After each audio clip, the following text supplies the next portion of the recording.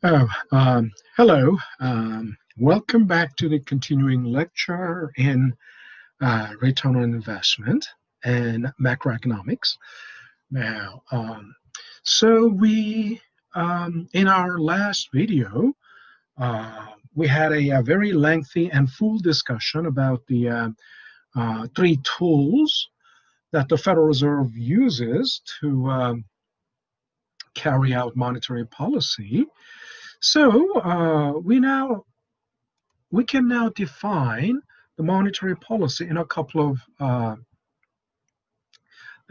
words, or rather, a couple of uh, sentences or phrases. Now, so basically, a monetary policy is the controlling of interest rates through open market operation, right? And discount rate and reserve ratio, right? Of course, open market operation is the major tool, but the goal is to increase or decrease money supply to stimulate the economy or to cool off the economy.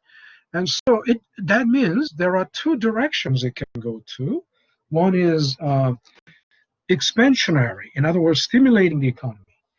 To stimulate the economy, you have to have an expansionary policy. You have to go expansionary. The policy must go expansionary. And to cool off the economy, the policy must go contractionary, right? So contractionary monetary policy is also called tight money policy because you're tightening up the money supply. And the expansionary monetary policy is also called easy money policy because you're easing up the money supply. And it's quite obvious, easy money policy is implemented when the economy is in recession. So they want to bring it out of the recession. Contractionary policy is implemented when the economy is overheated and headed for accelerated inflation. So that they tighten up the money supply, and then the economy, so that the economy will be cooled off and will avoid accelerated inflation. Now, expansionary monetary policy is specifically, also called quantitative easing, QE, and this is the term that has come up quite often in the last 10 years, in the last decade, especially until like 2012, 2014. So these days you don't hear QE that much, but even until like 2012, 2014, you hear QE. You could hear QE very often. So what does QE mean? Literally, it means you're easing up money supply in a massive quantity, right? So it's not just, it is a kind of expansionary monetary policy, but the scope of the, think about it,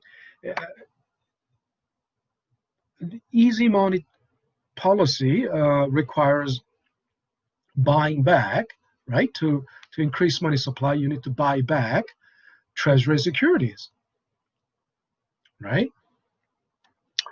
And then, because if you buy something, you have to pay money. So the money is released into the economy from the Federal Reserve. But in reality, this is something people misunderstand quite often. They think when they are injecting money into the economy, money supply into the economy, they think they are printing out money. And they even say Federal Reserve is during the early days of the QE. Of course, think about it. In 2008, um, at you know at the height of the full-blown financial crisis, towards the end of uh, towards the end of 2008, uh, there was the first QE, first quantitative easing. And then in 2009, I believe, 2009 or 2010, there was the second quantitative easing, QE1, QE2. And the third one, QE3, was in August to September 2012. Okay? And every time Federal Reserve announced QE, which is actually massive bond buying, massive asset purchase.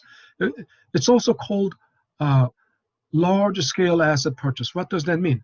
Uh, normally, normal under normal monetary policy, Federal Reserve just buys back uh, the Treasury bill, the short-term Treasury bill, short-term. You remember what Treasury bill is, Treasury security with maturity under 1 year. But during the QE, right, they bought back not only Treasury bills, but also Treasury notes, Treasury bonds. Not only that, corporate bonds as well, corporate bonds, or even commercial paper. I mean, that way, there will be a large scale purchase of these, assets, that some of these assets, when held by the banks, some of these were probably, low quality bonds. I mean, the bonds that could, during the financial crisis, that could even default, right? But Federal Reserve was buying them. And when you buy, you have to pay money, right? So but then in reality, when they buy these assets, the Federal Reserve doesn't pay out actual cash. Now, once again, this is the metaphor as well. This is the metaphor, and people often, misunderstand it. Now, so what actually happens is that between the Federal Reserve and the central banks, no actual cash transfers, no actual cash transfers. What happens is simply Federal Reserve if Federal Reserve buys $1 billion worth of uh, uh, assets from commercial bank X, then between the Federal Reserve and the commercial bank, uh, two things are created. One is accounts payable. On the balance sheet of the Federal Reserve, the accounts payable will increase by $1 billion because it is accounts payable from Bank X. And on the commercial bank X's balance sheet, they increase the accounts receivable by $1 billion. Okay? In other words, there is no actual cash transfer. There doesn't have to be. What happens is simply, balance sheet transaction, what they call balance sheet transaction.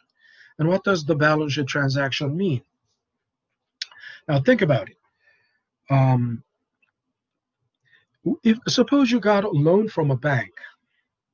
Let's say you got a $10,000 loan from the bank.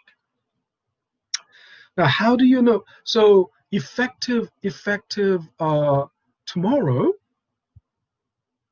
your loan starts. You got a loan from the bank, so effective tomorrow, you'll have $10,000 from the bank.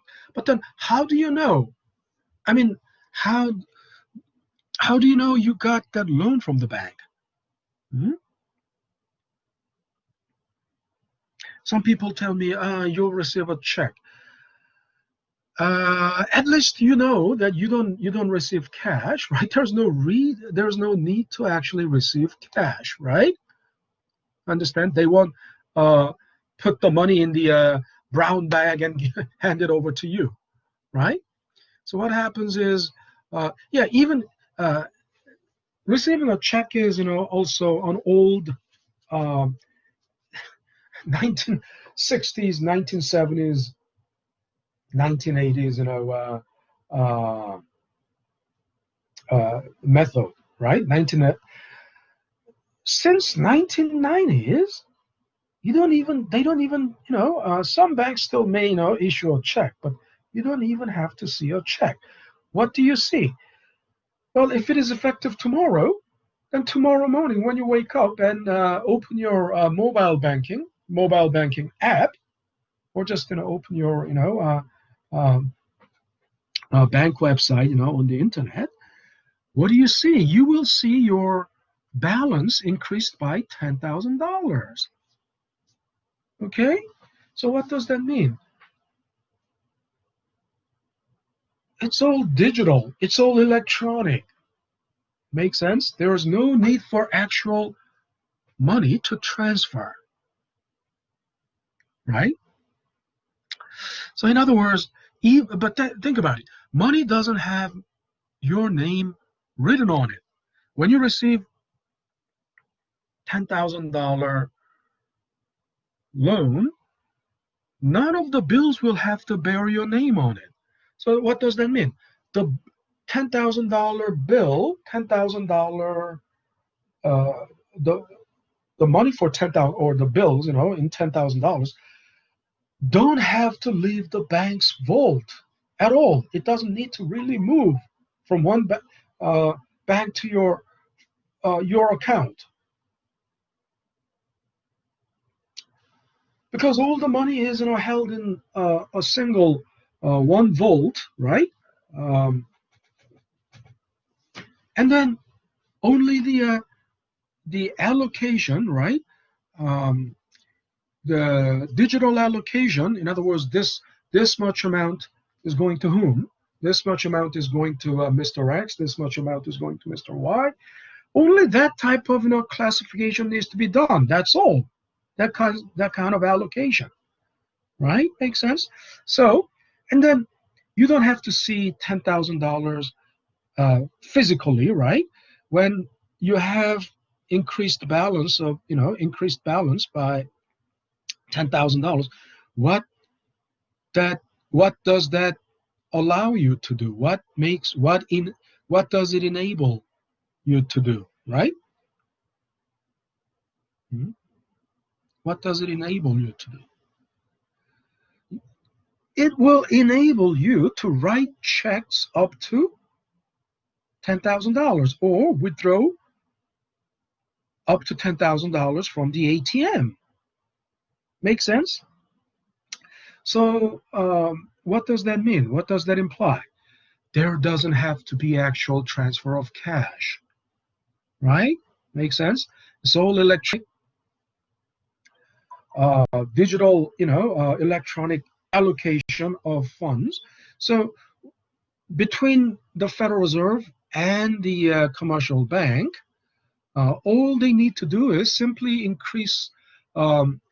The Federal Reserve will need to increase the accounts payable by $1 billion to Bank X. Bank X will simply increase accounts receivable by $10,000 from the Federal Reserve, and then that already gives the commercial bank X the power to make loan up to $1 billion. And if this loan is made uh, up to $1 billion, this $1 billion are allocated digitally to each loan applicant, right, who has been approved, right, and they don't need to see the money being transferred to their own account either. They don't have to see the money physically. It's just all digital, and they can write checks up to whatever amount or withdraw from ATM up to whatever amount, right? Their approved loan amount. So this injects money supply into the economy. Make sense? They don't have to actually print out the money. But during the days of the QE, the critics, those who were, the critics of QE were, uh, making accusations, this will just, the Fed is printing out money. The Fed is printing out money in massive quantity. And this is going to what? This is going to result in, if there is too much money supply, then what's going to happen? Inflation. Isn't that right? Yes, too much money supply can result in inflation, but it's not because the Fed is printing money in a massive quantity. And besides, Fed doesn't print money. You understand that? Hmm? The reality is, Fed doesn't print. Who has the power to print money? I mean, who prints money in the first place? Huh? If you, it says federal, of course, on a dollar bill, on the dollar bill, it may say Federal Reserve note. It's true. It says Federal Reserve note, but actually, money is printed by the Treasury Department. I don't,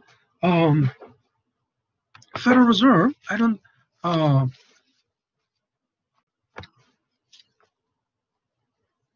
I'll have to check back on this, but as far as I know, Federal Reserve doesn't print out money. Okay.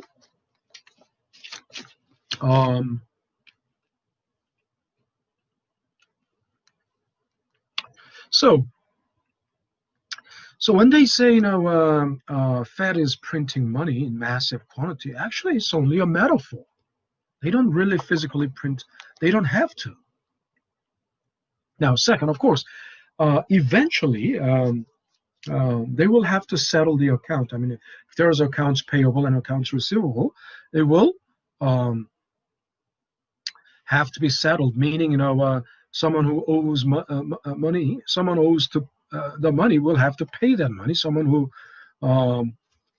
owns that claim to money will have to receive money. But then think about it. All these transactions are actually, a lot of it is repo, right? Repurchase agreement. So if it is through repurchase agreement, the commercial banks that sold those assets will buy them back. And then, this accounts payable, accounts receivable will be settled eventually. Now, so that was,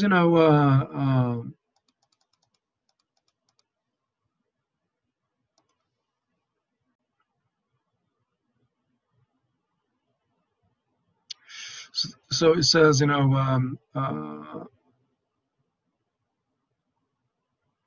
the portfolio, in other words, what the Federal Reserve was holding from the commercial banks dropped to $4 trillion in 2018 from around 4.5 trillion as peak. That means, the money injected through QEs were like 4.5 trillion at its peak. Now, that's the wrap up of the monetary policy, and we are going to make a jump because at this point, this is something we already know. Fisher equation and the relationship between the real interest rate, nominal interest rate, and inflation, and target inflation, benchmark inflation rate by the Federal Reserve, 2%, right? And then, so we are making, we're bypassing all those, intervening slides that were already previously discussed. We come to the section where we discuss the composition of the interest rate, composition, right? So, uh, so what does we now already understand that the nominal interest rate, right, already consists of real interest rate plus uh, uh, inflation, right? But then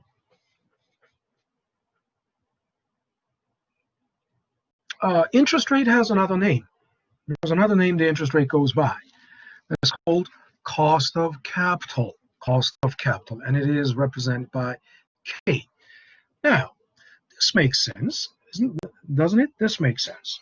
Why? Why is it called cost of capital? Remember, I told you interest rate is a kind of price. Remember that? Isn't that right?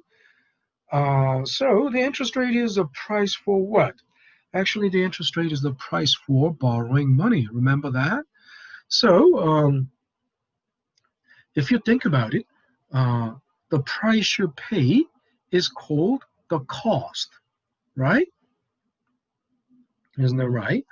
And uh, when you borrow money, right, you're borrowing capital. Isn't that right? I mean, as long as you're borrowing money to do something productive and constructive, right? I told you, nobody borrows money. I mean, if you think you can borrow money and just to spend it, just to party, how would you pay back, right? That's obviously a very silly idea, right? If you just borrow money to just to go on a haywire, right? Crazy, uh, to consume on crazy things, to spend it on crazy things, right? And that's just simply a stupid idea, right? And you won't even get a loan if your purpose of borrowing is. And if you're borrowing from the bank, obviously bank wants to know where this is going to, because they want to make sure that this is being used on a productive um, activity, so that it will bear fruit, so that they will get their uh, principal and interest back. So if you borrow money, you're borrowing capital, right? Especially you're borrowing for like longer than 1 year, clearly capital market, right? Uh, so interest rate is the cost you bear to borrow capital. It's the cost you pay for capital, hence called cost of capital. Make sense? And the symbol is lowercase k. K stands for capital. Okay, K stands for capital. But then so cost of capital is, in other words, return on the money, or return on investment. Now, so then cost of capital consists of base rate and risk premium. Why? Because any investment involves risk, right? There is no other than CD or treasury, right? All investments are basically risky. I mean, just simply different degrees of risk, but risk is risk, right? Even the risk-free investments have risk, zero risks, right? Zero risk. If it is risk-free or riskless, then they have zero risk, right? So they will have zero risk premium. But then what is the base rate? Base rate is this nominal interest rate, because base rate breaks down into pure return on the capital, right? Pure return. So KPR means pure return, plus inflation adjustment, inflation premium. So this pure rate is like real return. if you think about it. This is nominal return, real interest rate, nominal interest rate, inflation. And this inflation premium is based on the expected inflation. This stands for expected. It's called expectations. Expectations,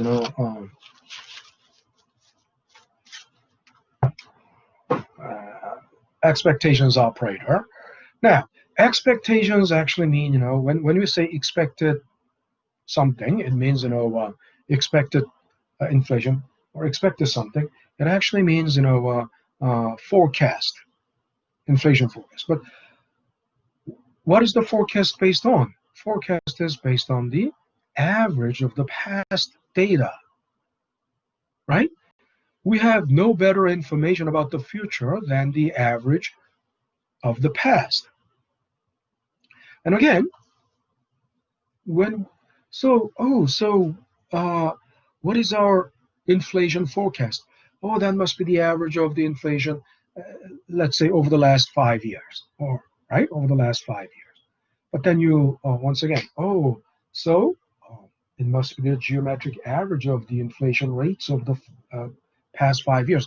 Yes, to be exact, yes, to be really exact, yes, that's the way. Because inflation last year is a result of the inflation from the year before, and that also result of growth inflation from the year before, and so on. But just to make simple, I mean, if you're doing any, there will be a practice problems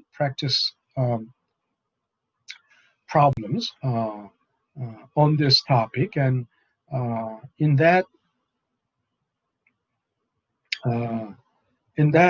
practice, just for simplification, and you have only 5 data points, like last 5-year data points.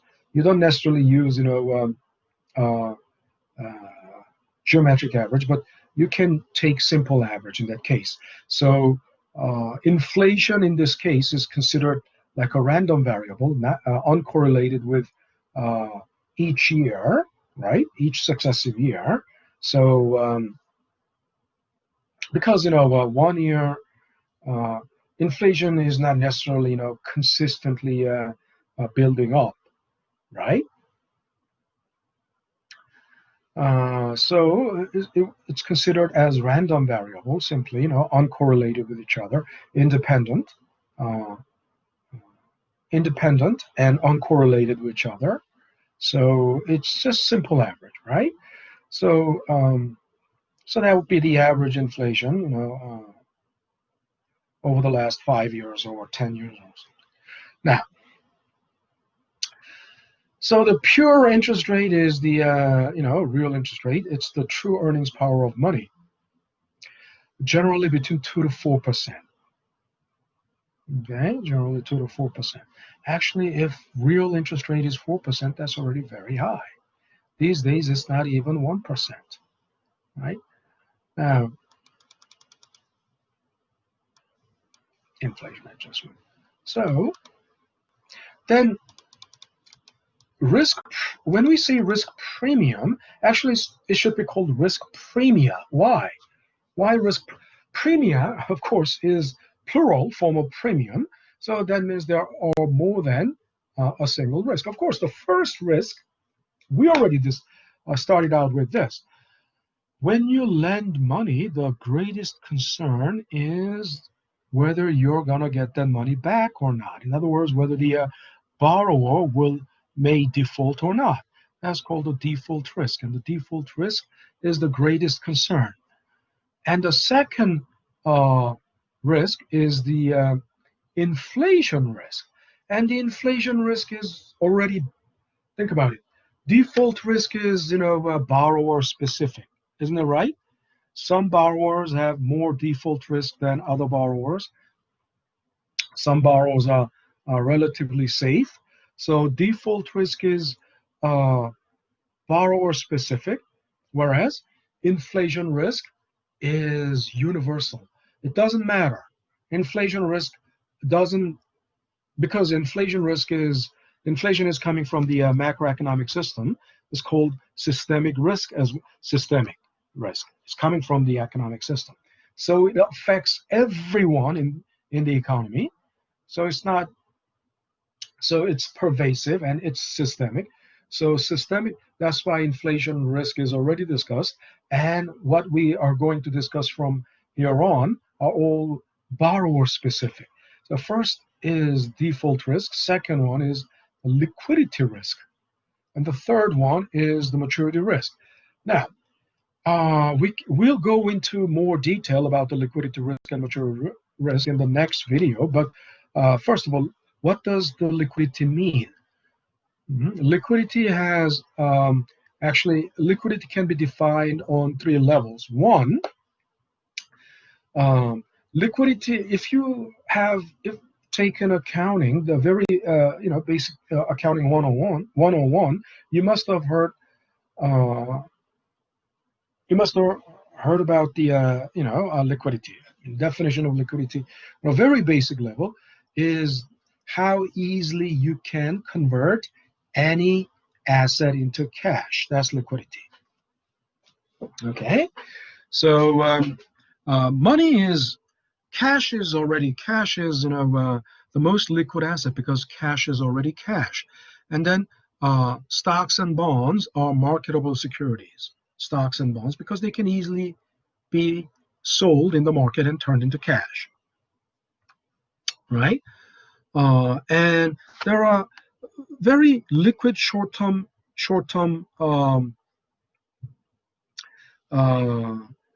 instruments called cash equivalents, which are almost like cash because they are very liquid, because it's like 30-day promissory note, or very easily converted into cash. On the second level, liquidity means cash flow, right? Now think about it. If a company has a lot of liquid assets, what does that mean? The company can easily turn everything into cash. I mean, they have all stocks and bonds, short-term cash equivalents, and et cetera, et cetera. I mean, as opposed to those things, these are called financial assets because they are easily, converted into cash in the financial market. But as opposed to that, if you have merchandise is also which is also called inventory. Merchandise is also part of the liquid asset, but the liquidity goes down compared to stocks and bonds, marketable and cash equivalents. The liquidity goes down, and then you have plant and equipment. You're a manufacturer, you have plant and equipment. They are assets. They are called fixed assets or hard assets, physical assets, and they are very low in liquidity because it takes long time to convert the plant and equipment into or building and land into cash, right? So if a company has a lot of cash, a lot of liquid assets, they will have a lot of cash flow. They won't have to worry about cash flows. So that's the second level of the definition. Third level of definition is money supply. Third definition of liquidity is money supply. Now think about it. If all the businesses in the economy, throughout the economy, has good cash flow, what does that mean? There will be plenty of money supply. That means there are all the companies have no worries, no concerns about the cash flow. What does that mean? There's plenty of money supply throughout the economy. Makes sense? So liquidity is defined on three levels, and quite often liquidity refers to the money supply. Of course, on a very basic level, it means how easily you can convert into cash. Now think about it. There are some assets, there are some bonds that are not easy to liquidate.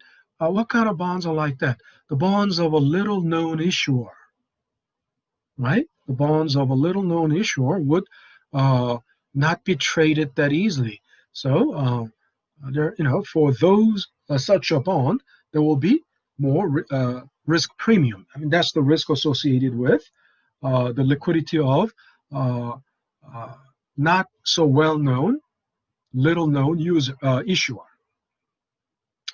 Next is the maturity risk. Maturity risk is the risk associated with the time. I mean, there are short-term bonds and long-term bonds. And if you think about it, short-term bonds, I've been telling you, short-term corporate bonds are called commercial paper, and they have maturity under 1 year, like 30 days, 60 days, 120 days, 90 days, 120 days. Probably, theoretically, maximum of 270 days, but nobody is willing to take 270-day commercial paper. Usually, maximum would be in reality would be anywhere between 60 to 90 days, but not more, right? And if the maturity is short, um, you have it's more certain. I mean, whether the company is going through a hardship, whether the company is going through liquidity crisis, or credit crunch, or cash flow problem. They all mean the same thing: liquidity crisis. Cash flow problem or credit crunch, they uh, short term, because in the short run, I mean, any horizon under 1 year, it's relatively easier to forecast. What I'm saying is, I mean, it's very difficult to forecast beyond 5 years, right? Even beyond 1 year, the forecast accuracy of the forecast goes down drastically. 10-year forecasting, 10 years, it's really no guarantee. But anything within, like 1 month, 3 months, you have a pretty good idea, right? So the longer the maturity of the bond, the risk goes up, right? So to be able to sell long-term bond, like 30-year bond, you have to pay higher premium, right? Risk premium, right? In other words, the interest rate has to be higher. Annual interest rate, annualized interest rate must be higher than short-term interest rate. Okay, so we're going to have to, that's, briefly the introduction to the different types of risks. And we're going to have to cut the video here, and I will see you. I will continue in the next video. Thank you. Stop recording.